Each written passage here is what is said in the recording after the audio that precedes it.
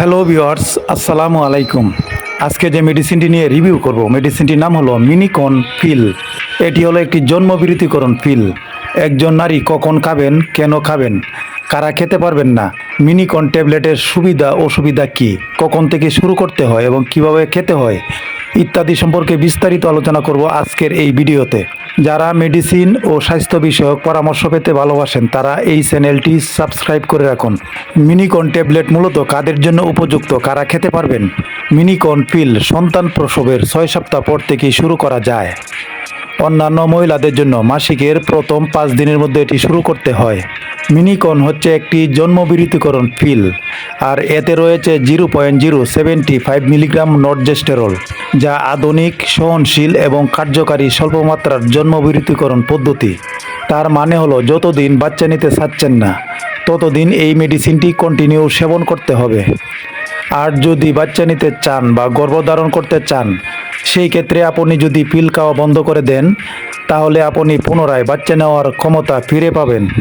মিনিকন পিল প্রতিদিন একই সময় একটি করে পিল খেতে হয়। এক প্যাকেটের সবগুলো পিল খাওয়া হয়ে গেলে পরদিন থেকে আবার নতুন প্যাকেটের পিল খাওয়া শুরু করতে হয়।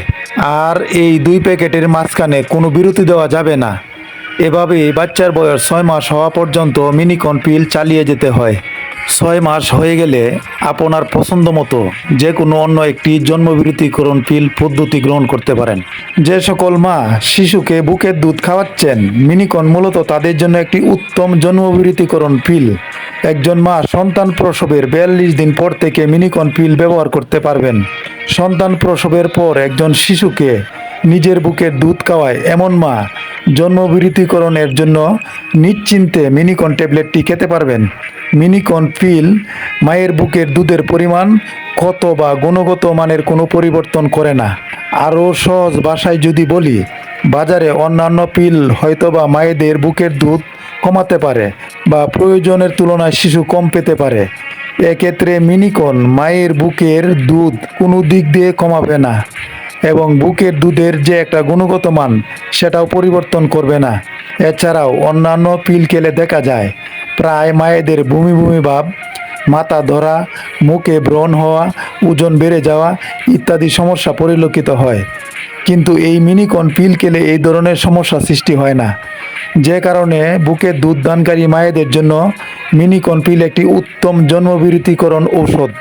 মিনিকন পিল খুবই সহনশীল, সাধারণত কোনো পার্শ্ব প্রতিক্রিয়া দেখা যায় না। তারপরও কিছু কিছু মহিলাদের ক্ষেত্রে হালকা ফোঁটা ফোঁটা রক্ত, অনিয়মিত রক্তস্রাব, মাথা ব্যথা, স্তনে ব্যথা হতে পারে, তবে এগুলো স্বাস্থ্যের জন্য ক্ষতিকর নয়। আপনি ঠিক হয়ে যায়। আজ এ পর্যন্তই। ভিডিওটি দেখে যদি একটু উপকৃত হয়ে থাকেন চ্যানেলটি সাবস্ক্রাইব করে রাখুন।